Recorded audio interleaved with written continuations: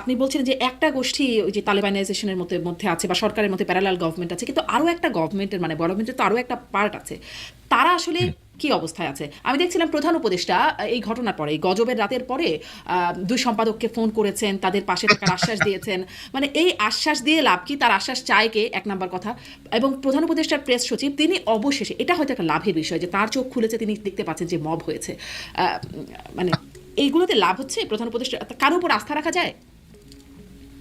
এটা খুবই দুঃখজনক একটা অবস্থা আর কি। হ্যাঁ, এটা খুবই দুঃখজনক একটা অবস্থা, এবং এই দুঃখজনক অবস্থাটার জন্য আমার মনে হয় আহ অন্তর্বর্তী সরকারের সাথে যারা জড়িত আছেন তাদের প্রত্যেকেরই নিজেদেরকে প্রশ্ন করা উচিত যে এই অবস্থাটা কেন ক্রিয়েট হলো। আপনি দেখেন, আমাদের ডে ওয়ান থেকেই প্রথম প্রথম 10-12 দিন থেকে আমরা দেখেছি যে অন্তর্বর্তীকালীন সরকারের সাথে নিরাপত্তা বাহিনীগুলোর একটা দূরত্ব আমরা দেখতে পেয়েছি। একজন যেন আরেকজনকে একে অপরকে প্রতিপক্ষের মতো মুখোমুখি হিসেবে দাঁড় করিয়েছে। এই যে সিচুয়েশনটা, এটা তো আসলে করার কোনো দরকার ছিল না। It could have been a very good cooperation. It could have been a like good relationship between a security apparatus and the interim government. কিন্তু সরকারের ভেতর থেকে ওই যে বললাম, এমন কিছু ব্যক্তি আছেন যারা বিভিন্ন ভাবে অনেক ব্যক্তিকে ইন্ধন দিয়েছেন, উস্কে দিয়েছেন। সরকারের ভেতরে থাকা যারা গুড ম্যাটেরিয়ালস আছে তাদের এগেনস্টে যাওয়ার জন্য, যারা সরকারের আপনার নিরাপত্তা সংস্থার সাথে যুক্ত আছেন তাদের এগেনস্টে যাওয়ার জন্য। তো ন্যাচারালি মানুষ তো কনফিডেন্স পাবেন আপনার সাথে কাজ করতে। আপনি জানেন যে সরকারের একটা অংশের সাথে এদের যোগাযোগ আছে এবং এদেরকে ব্যবহার করে আপনি ভিলিফাই করতেছেন তাদেরকে। তারা তো অবশ্যই আপনার সাথে হ্যাপি হবে না। আপনি তো কোনো স্টেপ নেন নাই। এই যে ধরেন মাসের পর মাস, গত 15-16 মাস ধরে যাদের কথাবার্তা বললাম, এরা নিশ্চিন্তে কাজ করে গেছে, নিশ্চিন্তে এ ধরনের হেইট পেডল করে গেছে, নিশ্চিন্তে বিভিন্ন রকমের প্রপাগান্ডা প্রিচ করে গেছে। এটা তো হওয়ার কথা ছিল না। এই যে আপনি বলছেন কোনো স্টেপ নেন নাই, সেটা তো আমরা দেখছি। এই যে এটার পেছনে কি কোনো মানে আরো কোনো ভেতরের কোনো কাহিনী আছে? এরকম কি কোনো ব্যাপার আছে তারা ব্ল্যাকমেইলড হচ্ছেন? কারণ অনেকে নাকি, তাদের কাছে নাকি অনেক ভিডিও থাকে, ফুটেজ থাকে, অনেক নাকি না না না, এরকম এরকম কোনো কিছু নাই। আমি আসলে আমি হয়েছে কি যে আহ, অনেক কিছু না অন দ্য রেকর্ডে বলা যায় না। আমি অনেক কিছু লিখি, আমার সোশ্যাল মিডিয়াতে অনেক কিছু লিখি, but when it comes to saying something, এটা আমি আসলে ওইভাবে বলতে চাই না, কারণ আমার কাছে জিনিসটাকে ওইভাবে স্টাবলিশ করার মতো যথেষ্ট ডকুমেন্টস হয়তো নাই, but I can give you a theory. আমি যেমন লিখি, লিখলে তো ধরেন আমি এখানে আই অফকোর্স মেনশন দ্যাট আমি এটা জেনেছি অথবা আমার কাছে যেটা করা হয়েছে, আমি তো আর স্টাবলিশ করতে পারি না। তো আমি আপনাকে স্টাবলিশ করতে পারছি না, বাট আমি আপনাকে একটা হাইপোথিসিসের মতো করে বলছি। আপনি যদি দেখেন যে গত কয়েক মাসে বাংলাদেশে একজন সাবেক মার্কিন দূত, দূত না সরি, কূটনৈতিক, বেশ কয়েকবার ট্রাভেল করেছে। একই ব্যক্তি সমসাময়িক সময়ে পাকিস্তানও ট্রাভেল করেছে, এবং এই ব্যক্তির সাথে আমরা বিশেষ একটি রাজনৈতিক দলের বেশ কিছু ব্যক্তির ঘনিষ্ঠতা দেখতে পেয়েছি। বেশ কিছু ছবিও এসেছে, এবং ওই যে বললাম যে কিছু লোকজন আছেন যারা একটু এরকম এগুলা প্যাডেল করেন, হেট প্যাডেল করেন, তাদেরও একজনের ছবি আছে। সবারই একসাথে একটা ছবি আছে। এবং এই ব্যক্তির যদি আপনি সোশ্যাল মিডিয়া অ্যাকাউন্টে দেখেন, অ্যাক্টিভিটি যদি আপনি দেখেন, আপনি দেখবেন যে সে সবসময় অন্তর্বর্তীকালীন সরকারের পক্ষ নিয়ে ক্রমাগত বিভিন্ন গোষ্ঠীর সাথে ডিফেন্ড করার চেষ্টা করছে, as if he is the PR manager for the interim government. But that is not his job. Like he is a foreigner, সে বাংলাদেশ নিয়ে তার আগ্রহ আছে, ঠিক আছে, ভালো, কিন্তু আমাদের ইন্টারনাল যে ব্যাপারগুলো আছে, পলিসিগত যে ব্যাপারগুলো আছে, এখানে একটা বিদেশি লোক এসে ইন্টারফেয়ার করবে। যে একসময় একটা মার্কিন মার্কিন দূত ছিল। এখন আপনাকে আমি যেটা বলছিলাম, হ্যাঁ, আপনি যদি দেখেন যে যার, আমি তার নাম বলছি না, আপনার সোশ্যাল মিডিয়াতে গেলে you will find his name. Okay, তো ওই যে মার্কিন কূটনৈতিক, তার সাথে আপনি দেখবেন যে বর্তমান সরকারের ভেতরে আছেন এমন অন্তত 2জন লোকের খুব ভালো ঘনিষ্ঠতা আছে। একজন আমাদের সংবিধান লেখার সাথে যুক্ত ছিলেন এবং বর্তমানে বিশ্বের সহকারী হিসেবে আছেন প্রধান উপদেষ্টা, প্রফেসর আলী রিয়াজ। এবং আরেকজন হচ্ছেন মিস্টার খলিল, আমাদের যিনি প্রধান নিরাপত্তা লাইক নিরাপত্তা চিফ, উপদেষ্টা। হ্যাঁ, নিরাপত্তা উপদেষ্টা, সরি। তো এগুলা কিন্তু আসলে মেলানো যায়, অনেক ডট মেলানো যায়। এবং এদের সাথে আরেকজনও আছেন প্রধান উপদেষ্টা বিশেষ সহকারী, উনিও এদের সাথে একসময় আপনার মার্কিন যুক্তরাষ্ট্রে ছিলেন, একই সাথে তারা কাজকর্ম করেছেন একই সাথে অনেক রকমের। তো এখানে অনেকগুলো ফ্যাক্টর আছে, আপনি যেগুলো দেখেন একটু একটু অ্যানালাইসিস করলে বুঝতে পারবেন অনেক কিছু। এবং আপনি দেখেন যে আপনি যদি গত 24 ঘন্টার সোশ্যাল মিডিয়া অ্যানালাইসিস দেখেন, আপনি দেখবেন যে একটা স্ট্রং ন্যারেটিভ বিল্ড করা হচ্ছে। আমার মতো যারা আছে, মানুষ যারা দেশে নির্বাচন আশা করে, যারা দেশের ডেমোক্রেসি স্টাবলিশ হোক এই চেষ্টাটা করছে, যারা যেটা সত্য ঘটনা, যেটা সঠিক তথ্য, সেটা তুলে ধরার চেষ্টা করছে আমরা কিভাবে কোঅর্ডিনেটেড ভাবে আক্রমণের শিকার হচ্ছে।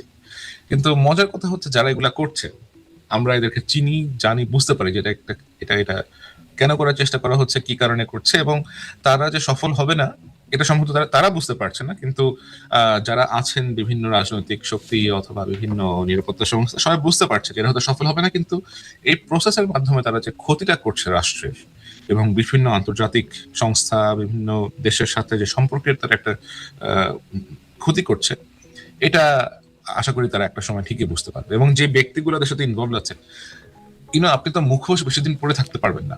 আপনার যে মুখোশ এটা কিন্তু খুলে যাবে। আপনি কেন কি করছেন, কি উদ্দেশ্যে কি করছেন, এটা আপনি বেশি দিন রাখতে পারবেন না। হ্যাঁ, রাখতে পারবেন কিছুক্ষণ, যতক্ষণ পর্যন্ত আপনি এটাকে ধরে রাখতে পারেন, কিন্তু একটা সময় কিন্তু এটা খসে পড়বে। এই মুখোশ খসে পড়লে কিন্তু then you will lose it all. আপনার আমও যাবে, তখন ছালাও যাবে, এরকম একটা অবস্থা। জি, আম আর ছালা দুটোই মানে মুখোশ খসে পড়ার কথা বলছেন। আপনি বলছেন সফল হবে না, কিন্তু সফল তো অনেকটা হচ্ছেই। সেই ৫ই আগস্টের পর থেকে দেখা যাচ্ছে এটা ভাঙছে, এই স্থাপনা ভাঙছে, ওই স্থাপনা ভাঙছে, ভাস্কর্য ভাঙছে, জ্বালিয়ে দিচ্ছে, পুড়িয়ে দিচ্ছে, মানে ভাঙতে ভাঙতে একটা এখন তো মানে পুরো একটা ভাঙাচোরা অবস্থায় পরিণত হয়ে গেছে মনে হয়। আমরা এখন যেটা বললাম, আপনার 48 to 72 আওয়ার্স মধ্যে কি হয়, আমার মনে হয় all should remain very alert. এবং আমাদের প্রত্যেককে এই ছাড়া শক্তি আছে যে ইভিল ফোর্স, এদেরকে রুখে দিতে হবে। আমাদের দেশের সার্বভৌমত্ব, দেশের নিরাপত্তা, আমাদের যে শান্তিপূর্ণ জীবন ব্যবস্থা আছে, যতটুকুই আছে অবশিষ্ট, এগুলাকে আর ডেটোরেট করতে দেওয়া যাবে আপনি না। বলছিলেন নিরাপত্তা বাহিনীর সাথে সরকারের একটা দূরত্বের কথা, নিরাপত্তা বাহিনী, সেনাবাহিনী যারা আসলে আইন শৃঙ্খলা বাহিনীতে এখন কাজ করবার কথা। আমি দেখছিলাম প্রবাসী অনলাইন অ্যাক্টিভিস্ট সাংবাদিক ইলিয়াস হোসেন, তিনি বলছেন যে কেউ তার এই মানে যেটি ডেইলি স্টার প্রথম আলো ভাঙতে যাবে যেন তারা থামাতে না যায়, কারণ তাদের সবকিছু আসলে এদের উপর নির্ভর করছে। অনেক কিছু আসলে আপনি নিশ্চয়ই দেখেছেন কিনা জানি না, বা অনেকেই দেখেছেন। নিরাপত্তা বাহিনী আসলে কার কথা শুনছে? নিরাপত্তা বাহিনীর যারা প্রধান আছেন অবশ্যই প্রধান উপদেষ্টার কথা শুনছেন, কারণ উনি নাকি প্রধান উপদেষ্টা বলছেনই না যেগুলো থামাতে? বুঝি আমি আপনাকে এখন নিরাপত্তা বাহিনী তো আপনার ফার্স্ট লাইন অফ ডিফেন্স না, আপনি তো, এবং আপনার ল এনফোর্সমেন্ট সিচুয়েশনের জন্য তো মাঠে পুলিশ আছে। গতকালকে রাতে পুলিশ কোথায় ছিল প্রথমে ওইটা একটু চেক করে দেখেন। তখন স্বরাষ্ট্র উপদেষ্টা তো অবশ্যই জানেন যে দেশে এরকম একটা অবস্থা হচ্ছে। আমি তো জানি যে গতকাল ওনাকে ঘুম থেকে ডেকে তুলতে হয়েছিল ওই সময় বাঁচানোর জন্য। ওকে, তো পুলিশ আসতেও সময় লেগেছে। বাহার সাহেব নিজেও চেষ্টা করেছেন পুলিশ পাঠানোর জন্য, কিন্তু সবার প্রথমে কিন্তু ওই সেনাবাহিনীর লোকজনই গিয়ে পৌঁছায়। তো সারাদিন যারা সেনাবাহিনীকে গালিগালাজ করে, এত কিছু বলে, দিন শেষে কিন্তু ওই বাহিনীটার কাছেই আসতে হয়। এবং আমার জানা মতে আজকে প্রধান উপদেষ্টা নিজেও সেনাপ্রধানকে ধন্যবাদ দিয়েছেন। সেনাবাহিনীর পাশাপাশি ওখানে বিজিবির সদস্যরা গিয়ে ওখানে পৌঁছায় যায় অনেক জলদি। তাদেরকে 2-3 মাইল আপনার ওইখানে প্রতিবন্ধকতা এমন করে ক্রিয়েট করা ছিল যে হেঁটে, এই অস্ত্র সহ হেঁটে এদেরকে 2 থেকে 3 কিলোমিটার মতো আসতে হয়েছে কষ্ট করে। আবার ফায়ার সার্ভিসের যারা লোকজন ছিল তারা প্রচন্ড রকমের কষ্ট করছে। তো এই যে অ্যাংরি মব তৈরি করে এ ধরনের ভায়োলেন্স ক্রিয়েট করা, এটা বাংলাদেশের আমার মেমোরিতে নাই যে এরকম কেউ কখনো করেছে অথবা করার চেষ্টা করেছে। এবং এদের উদ্দেশ্য ইজ ভেরি মাচ ক্লিয়ার। আমি যাদের কথাবার্তা বলেছি, আপনার এখানে যে ব্যক্তিরা আছেন, এই চক্রকে বাংলাদেশ থেকে যদি সমূলে উৎপাটন করা না যায়, এরা থেকেই যাবে আপনার বিষের মতো, এবং সিচুয়েশন আরো বেশি। করবে কি, কার সেই সমূল উৎপাদন করতে হবে নির্বাচিত সরকারকে, সাধারণ জনগণকে, যারা পাবলিকের ম্যান্ডেট নিয়ে যারা সরকার গঠন করতে পারবেন আগামীতে বাংলাদেশে, তাদেরকে করতে হবে। কারণ তারা হচ্ছে বিএনপি, মানে এখন পর্যন্ত বিভিন্ন পরিসংখ্যান এটা যারাই হোক, তারা যদি বাংলাদেশের জনগণের জন্য ভালো চান, বাংলাদেশের জনগণের মঙ্গল চান, তাহলে তাদেরকে সিদ্ধান্ত নিতে হবে যে তারা এই ধরনের কোনো কিন্তু আমার কথা হচ্ছে তারা তো এই পরিস্থিতিতে মোটামুটি চুপচাপই থাকেন। অনেক কিছু হয়েছে কিন্তু তারা কিন্তু চুপচাপ, খুব বেশি কিছু তারা চুপচাপ থাকার চেষ্টা, তারা তো সবসময় চুপচাপ থাকেন। কারণ আমার যেটা মনে হয় যে বিএনপি নীতিগতভাবে ভায়োলেন্স এবং এই ধরনের যে ধরনের অ্যানার্কিস অ্যাক্টিভিটিস, এগুলো থেকে তারা দূরে থাকতে চান। খুব প্রতিবাদও যে করেন শক্তভাবে, তাও তো মনে হয় দেখা যায় না। মানে এভাবে করে সমূলে উৎপাদন করবেন চুপচাপ থেকে? প্রতিবাদ মনে হয় তারা করবেন তাদের নেতা যখন দেশে ফেরত যাবেন। কারণ এতদিন তো তাদের মূল যিনি নেতা জনাব তারেক রহমান দেশে ছিলেন না, এবং ওনাদের যিনি চেয়ারপারসন বেগম খালেদা জিয়া, ওনার শরীরও বেশ খারাপ। জি, সম্ভবত এই সমস্ত কারণেই ওনারা এখন ওরকম ব্যবস্থা নিচ্ছেন না। এখন আপনার কাছে একদম শেষের দিকে, আচ্ছা, প্রফেসর আলী রিয়াজ যার বেশি কথা হচ্ছিল, তিনি কি দেশে ফিরেছেন? আমি অবশ্যই এটা খেয়াল করিনি। ফিরেছেন কি তিনি? আমার খুব সম্ভবত ফিরেছেন, আদারওয়াইজ উনি তো প্রধান উপদেষ্টার বিশেষ সহকারী, উনি তো ফেরার কথা, তিনি দেশের থাকার বাইরে কথা তো গেছেন আশা সেই করি। খবরটা আমরা দেখেছি। আমি উনি জানি যে দেশ বাইরে গিয়েছেন, বাট ফেরত আসছেন কিনা এটা আমি আমিও জানি নিশ্চিত না, না। আসলে দেখছি না, এই জন্যই ভাবলাম যে জানেন কিনা, গণমাধ্যমে খুব একটা খেয়াল করিনি আমি। আচ্ছা, এখন তাহলে সামনে অবশ্য 42 থেকে 72 ঘন্টার কথা আপনি বলছেন, 48 থেকে 72 ঘন্টা, দেখা যাক সেটা কি হয়। কিন্তু অনেকে বলছেন যে এই সরকার টিকবে না, মানে অনেক রকম হাইপোথেসিস আছে, আপনার কাছে একটু এটা জিজ্ঞাসা করতে চাই। এই সরকার টিকবে না, আর একটা সরকার গঠিত হবে, কেউ বলছেন বিপ্লবী সরকার গঠিত হবে, কেউ বলছেন সেনাবাহিনী ক্ষমতা নিয়ে নেবে, এরকম নানান রকম বিষয় আছে। আসলে কি হতে পারে, বিপ্লবী সরকার, সেনাবাহিনী ক্ষমতা নেবে, অন্য কোনো একটা সরকার গঠিত হবে, নাকি এই সরকারের অধীনেই চলবে? আমি আপনাকে যেটা বলতে পারি সেটা হচ্ছে যে সেনাবাহিনীর ক্ষমতা গ্রহণ করার কোন রকমের ইন্টারেস্ট যে নাই, এটা তো আসলে আর বলার অপেক্ষা রাখে না। তাহলে এত ভালো অবস্থানে থাকতে আপনার শেখ হাসিনা যাওয়ার পর পর তো সেনাবাহিনী আপনার ক্ষমতা গ্রহণ করতে পারতো, এবং তাদের যদি আরো আগ্রহ থাকতো, এত কিছু হলো বাংলাদেশে, তারা তো একবারও ইন্টারভেন করেনি। তারা বারবারই বলেছে আমাদের ক্ষমতা নেওয়ার কোনো আগ্রহ নেই, বরঞ্চ মনে হয় বাংলাদেশের সেনাবাহিনী একমাত্র বাহিনী যারা ক্ষমতার এত কাছাকাছি এসেও নির্বাচন দেওয়ার জন্য বারবার করে অনুরোধ করছে। এটা আমাকে অনেকেই বলেছেন যে এটা তোমাদের দেশে তো খুবই স্ট্রেঞ্জ আর্মি, এটা এটা এটা তো ক্ষমতা গ্রহণ করতে চায় না কেন। বিপ্লবী সরকার গঠনে যারা বলছেন, আমার মনে হয় তারা যদি এটা করার চেষ্টা করেন এবং তারা যদি কোনোভাবে ওই দিকে অ্যাপ্রোচ করেন, তাহলে আমার মনে হয় they will face severe resistance. Severe resistance কাদের এটা দ্বারা? এটা সাধারণ জনগণ বলেন, অন্যান্য পলিটিক্যাল পার্টি যারা আছে, এবং অবশ্যই আপনি একটা বিপ্লবী সরকার গঠন করার চেষ্টা করবেন, তখন নিশ্চয়ই সবাই শান্ত হয়ে বসে থাকবে না। তাই না? আপনি দেশের মধ্যে একটা ভ্যান্ডালিজম করবেন, যারা এরকম অনেক ভ্যান্ডালিজম যারা করতে পারে তাদের বিরুদ্ধে আর অশান্ত কারা হবে?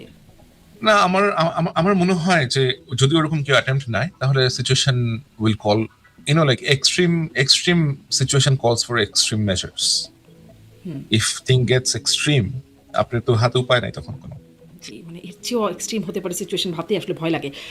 এই যে খলিলুর রহমানের সম্পর্কে অনেক কথা বললাম, তো একটু শেষ ওনার সম্পর্কে আরেকটা জানতে চাই যে তিনি অজিত দোভালের সাথে দেখা করলেন তার আমন্ত্রণে, সেখানে কি আলোচনা হলো আমরা জানলাম না, বলা হলো গুরুত্বপূর্ণ আলোচনা, কোনো পক্ষই বলল না। তারপরে জানলাম কাতার গেলেন, সেখানেও নাকি অনেক কথাবার্তা হলো, কি যে কথাবার্তা হলো তা আমরা জানলাম না। সেই ওবায়দুল কাদেরের কথা মনে পড়ে, তলে তলে সব ঠিক হয়ে যাচ্ছে, এখানেও কি তলে তলে কিছু কি হয়ে যাচ্ছে আসলে, আপনি জানেন? হুম, আমি এতটা জানি যে উনি যখন দিল্লিতে গিয়েছেন অজিত দোভালের সাথে দেখা করতে, উনি একটা খুবই একটা কলম্বো সিকিউরিটি কনক্লেভ এরকম কোনো কিছু একটা সিকিউরিটি কনফারেন্স নামে গিয়েছেন, যেটা ওরকম সিরিয়াস কোনো ব্যাপার না, এবং উনি ওটার কভারে ওইখানে গিয়েছেন। এবং যাওয়ার পরে উনি আহ, বাইরে কোথাও থাকেননি, উনি হাই কমিশনার যিনি আছেন তার বাসাতে ছিলেন, এবং ওনার সাথে ওনার মুস্তাহিন জহির নামে যে সহকারী ছিল সেও খুব সম্ভবত ছিল সাথে করে।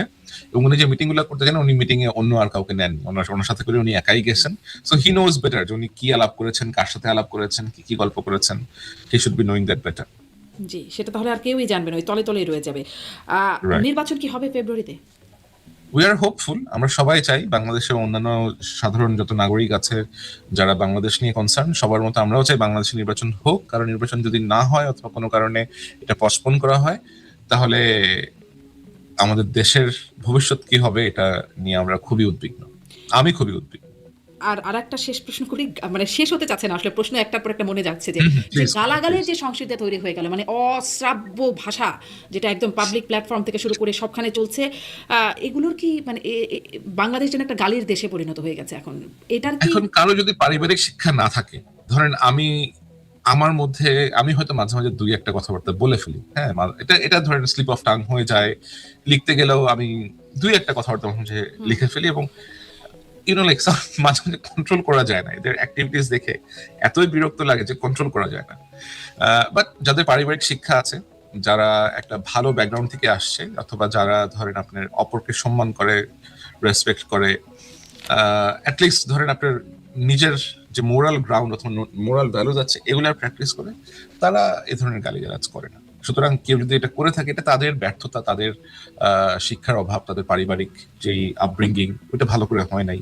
কিন্তু আমরা বলতে পারবো না, আমি তো আমারটা বলতে এখন তো পারবো যেন না। মনে হয়, এখন তো মনে হয় যেটা একটা মানে প্রতিযোগিতা, কে বেশি গালি দিতে পারে না, সে যেন আপনি বেশি বড়। আপনি দেখেন একটা জিনিস, আপনি খুব বেশি মানুষকে কিন্তু আপনি আসলে গালিগালাজ করতে দেখবেন না, যারা এদের সংখ্যা খুব লিমিটেড, এবং সবাই চিনি এদেরকে যে এরা কেন এরা যে গালিগালাজ করে। এবং গালিগালাজ করলে আপনি একটা নির্দিষ্ট শ্রেণীর মানুষের কাছে প্রিয় হতে পারবেন। কাদের কাছে প্রিয় হতে পারবেন? People who are powerless. সাধারণ কিছু জনগণ থাকে যারা পাওয়ারলেস, তাদের সমাজে তারা উচ্চ ভয়েসে কথা বলতে পারে না, হ্যাঁ, তারা অনেক ক্ষেত্রে বঞ্চিত থাকে, উচ্চ ভয়েসে কথা বলতে পারে না, কিন্তু তারা যখন দেখে যে ওই যে পাওয়ারফুল লোকগুলাকে কেউ গালিগালাজ করতেছে, অপমান করতেছে, তারা এতে অনেক মজা পায়। এটা একটা It's এন্টারটেইনমেন্ট। a- আচ্ছা, গালি হ্যাঁ, এখন একটা এন্টারটেইনমেন্ট। সাংবাদিক আনিস আলমগীরকে গ্রেপ্তার করে রিমান্ডে নেওয়া হয়েছে, মানে খুনি পালিয়ে গেছে কিন্তু আনিস আলমগীর গ্রেপ্তার হয়ে গেছেন। অনেকে মানে সেই প্রবাসী অ্যাক্টিভিস্টরা তারা অনেকে বলছেন রইল বাকি 2, কেউ কেউ আবার এর পরে কে এরকম তালিকা দিচ্ছে। সরকার কি আসলে এই গতিতে এই নীতিতে এগিয়ে যেতে থাকবে যে সাংবাদিকদের মানে এটা গ্রেপ্তার অত্যন্ত হবে লজ্জার। পুরো? এটা অত্যন্ত লজ্জার। আনিস আলমগীরকে গ্রেফতার করা খুবই অনুচিত একটা বিষয় হয়েছে। এটা কখনোই উচিত হয়নি। বাট আমি দুঃখজনকভাবে আমি দেখেছি যে সাংবাদিক কমিউনিটি থেকেও কেউ কেউ এই বিষয়টাকে বাহবা দিয়েছেন। আমার পরিচিত, আমি যাদেরকে বেশ ভালো সাংবাদিক বলে হিসেবে চিনতাম, তারাও এই বিষয়টা নিয়ে বেশ মজা পেয়েছেন। কিন্তু এটা একেবারেই ঠিক হয় নাই। এটা একেবারেই করা ঠিক হয় নাই। আনিস আলমগীর তার মতামত থাকতে পারে, সে তার ভিন্ন মত থাকতে পারে। ভিন্ন মত থাকা দোষের কিছু না। যে কোনো ব্যক্তিরই ভিন্ন মত থাকতে পারে। তো এর মানে এই হতে পারে না যে আপনি তাকে বাসা থেকে গিয়ে ধরে নিয়ে আসবেন, তাকে অথবা তাকে ডিবি অফিসে ইনভাইট করে নিয়ে গিয়ে তাকে আটকায় রাখবেন। তাহলে তো লাইক আমি সেদিনও এক জায়গা থেকে বলে এসেছি, তাহলে আপনার ডিফারেন্সটা কোথায় হলো? We wanted a change in Bangladesh, তাই না? আমরা বাংলাদেশে একটা পরিবর্তন চেয়েছিলাম, বাংলাদেশে একটা নতুন ধরনের পলিটিক্যাল প্র্যাকটিস অথবা পলিটিক্যাল কালচার আমরা দেখতে চেয়েছিলাম। কিন্তু মনে হচ্ছে না যে সহসা সেটা দেখার সুযোগ হবে আপাতত।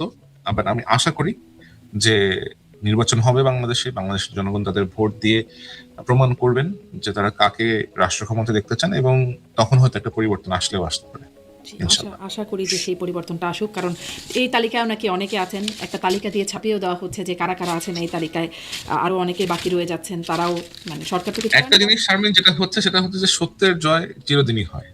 তো আপনি হয়তো মিথ্যা এই সমস্ত নুইসেন্স ক্রিয়েট করে টেম্পোরারিলি কিছু অ্যাচিভ করতে পারবেন, বাট যেটা সত্য, যেটা কারেক্ট, সেটা এস্টাবলিশ হবেই। এটা আজকে হোক, কালকে হোক, 10 দিন হোক, 10 বছর হোক, এস্টাবলিশ হবেই। এবং যখন সেটা এস্টাবলিশ হবে, তখন কিন্তু এই যে আপনি অসত্যের উপরে দাঁড়িয়েছিলেন, এই সে ভণ্ডামিগুলা করেছেন, এগুলা সব পাবলিক জেনে যাবে, এবং it will be done for ever. সেটা তো কিন্তু এই 55 বছর 54-55 বছর পরে মুক্তিযুদ্ধ নিয়েই যে সত্যটা অসত্য মিথ্যা বিভ্রান্তি নানান কিছু হয়ে যাচ্ছে, এই সত্য কবে উদ্ঘাটিত হবে, সেই সত্যেরও আবার নানান রকম লেজ থাকবে কিনা, তাই বা আসলে আমরা কিভাবে নিশ্চিত হতে পারি? এটা নিয়ে আমি আপনাকে একটা কথাই বলতে পারি যে, যে তার নিজ পিতৃ পরিচয় জেনেও নিজের পিতাকে অস্বীকার করার চেষ্টা করে অথবা মাকে অস্বীকার করার চেষ্টা করে, তাদের জন্য আমাদের বাংলা শব্দের অভিধানে খুব ভালো ভালো কিছু শব্দ